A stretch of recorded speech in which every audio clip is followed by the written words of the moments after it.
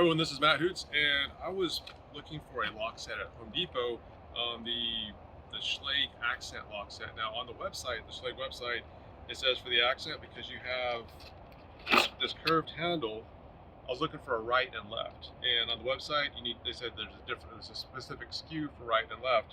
Unfortunately, I couldn't find that at Home Depot, so with the permission of the rep, I was allowed to open this box and notice that you can actually reverse the handles on this. Let me quickly show you how it's done. So what you have are these little holes right here on both sides. This hole and that hole. And what you do is use the pin. We're going to stick the pin in that, pull this off, and quickly reverse this. And it comes with a pin in this lock set. What you do is take this, stick it in here. This comes off. Same with the other side.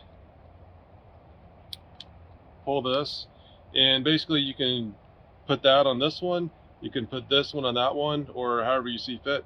And that way all of the handles, and the reason you want to do this is so if all the handles in the house are basically pointed the same direction. Otherwise you have some that are down and some that are up, depending if it's a right or left hand door. So again, you don't have different SKUs, it's the same SKU, and this is reversible.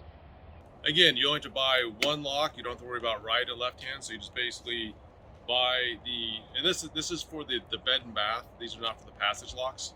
The passage locks are reversible just based on the direction you stick them. For the bed and bath, since you do have that locking mechanism, you do need to make sure that the locking mechanism is on the inside of the door. Of course, one SKU, you don't have to worry about buying multiple lock sets, right or left hand, and you just basically get the number of locks that you need, and then on site, your carpenters or whoever your lock set contractor is can take care of everything at the same time.